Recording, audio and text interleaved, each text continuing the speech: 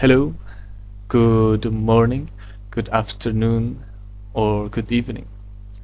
Welcome to the podcast. My name is Haidar, and today I'd like to discuss, a bit about a speech made by Mr. Francis Fukuyama at the Munich Security Convention of 2020 on, his book, The End of History and the Last Man. So let's get at it. And you know, starting off, let's discuss what exactly is the end of history. Well, the end of history isn't the destruction, right? Termination of history, but more so a fulfillment of goals of where we wouldn't need to develop further, or perhaps we cannot develop further.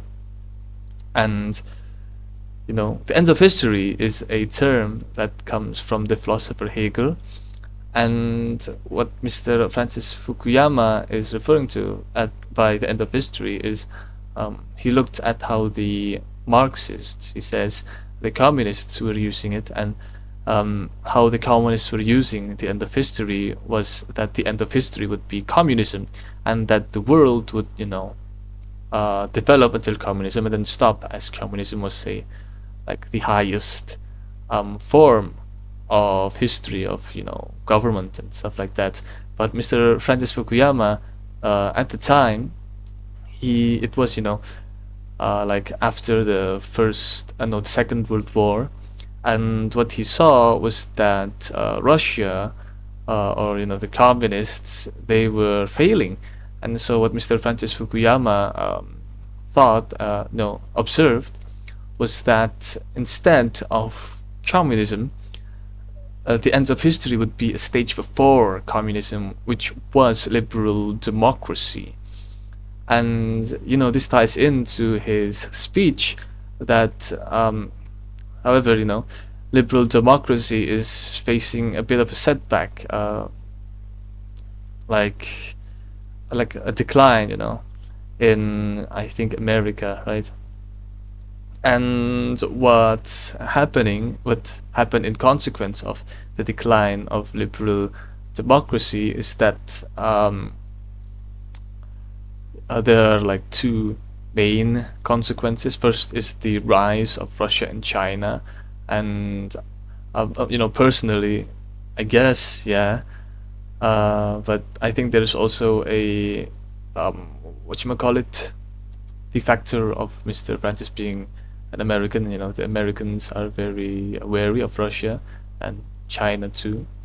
And also the second, say, consequence of the decline of liberal democracy is also populism, and what Mr. Francis Fukuyama says that populism does to, say, undermine democracy is that populism, say, usually attacks, right?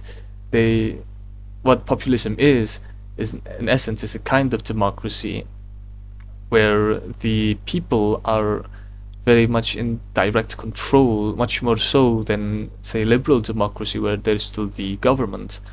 And so what populism does is attack this, say, all these like rules and policies.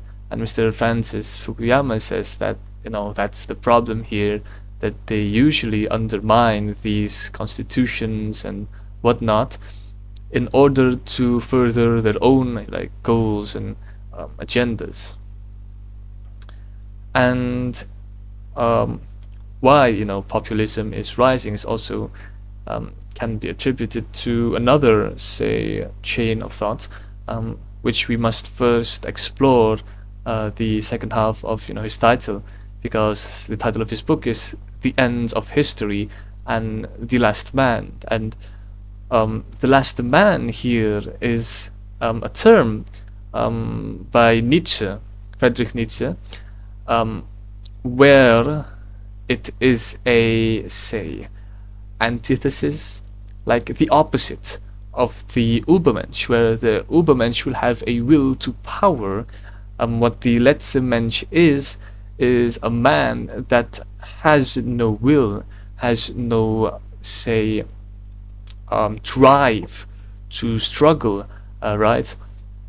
And why that is because the last man, the letzte Mensch, will have all his needs, readily provided to him.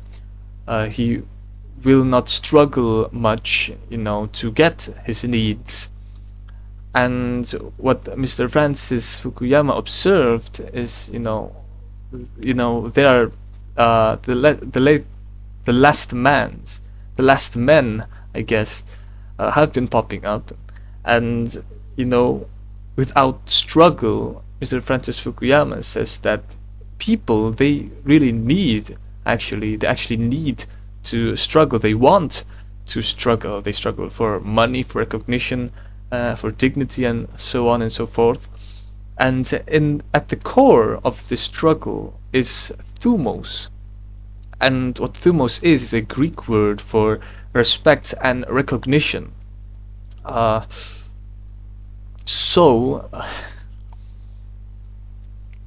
Respect and recognition, right? People struggle for thumos, and the problem is that globalization, or our modern world right now, actually is quite devoid of thumos, in the sense that globalization actually gives thumos to the elite, like the high, say, population, whereas the middle class and lower, they have their thumos, like their recognition and so on and so forth, essentially stripped away from them, or very scarcely given that same recognition that the elites have. And what happens then is that populism, they capitalize on this fact that this respect and recognition is more scarce in the modern world, and they use it to say, antagonize. They use it to rally people into a cause where they can put the blame, where they can kind of say, fight against these things that are barricades to their thumos. And Mr. Francis Fukuyama, he gives like examples of these things being like immigrants and the very high elite, I think. And yeah,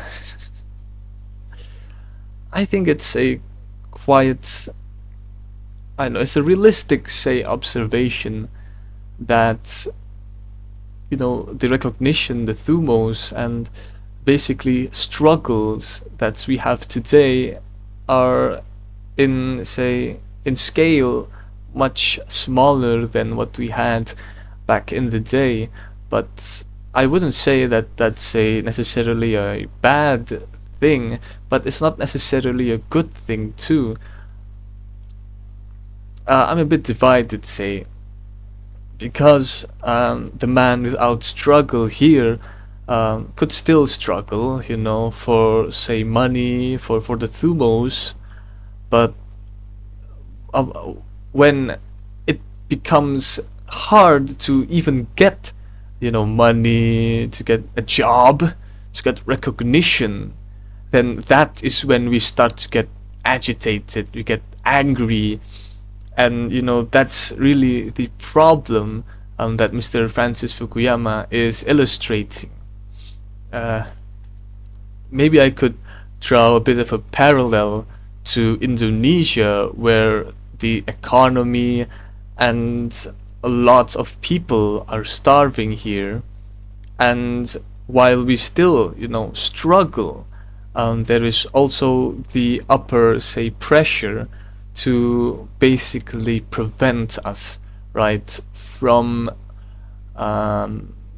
being fully like aware of what's going on in the government. So in America, they might have,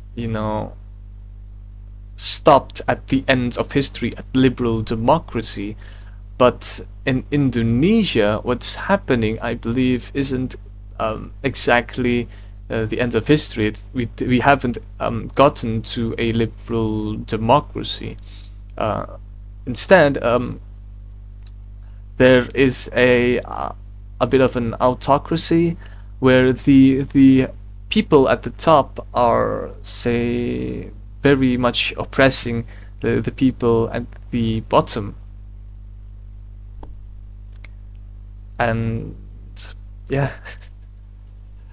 I would like to say discuss more about this issue, but I must say that this issue that Mr. Francis Fukuyama presents is, in a sense, in a way, quite exclusive to America. Oh, I might want to add that populism is also, say, perpetuated or, say, advocated by Mr. Donald Trump. Maybe not directly, but Mr. Donald Trump is, say, a populist politician where he wants to, say, connect with his people directly without any, say, governmental barriers like, say, ministers and whatnot. Something like that. And Mr. Francis Fukuyama, he say, presents a concern that if Mr. Donald Trump runs again, for president,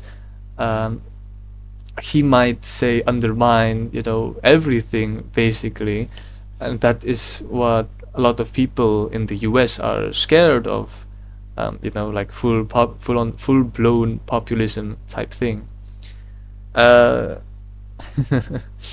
And yeah, I guess we'll end it off on, calling out Donald Trump, which I guess, well, thank God I'm not an American.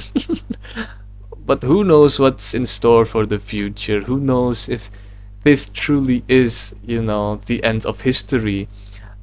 Some articles that I've read actually argue that it might be, say, the end, or we might stay or stuck on liberal democracy, but the, say, scope and scale could, say, fluctuate, would change, and perhaps what that would look like is a more, in looking at populism, a more, say, democratic but less, say, governed state that might happen. As it's quite an interesting discourse, which unfortunately I don't believe that I have much of a foot in the door regarding this matter. I would love to hear from other people, or more, say, specifically American people who are, experiencing this, especially with the unrest going on all over the world. And yeah, I think I'll close it off on there. Thank you for listening, for, liking, subscribing. Please go ahead. And thank you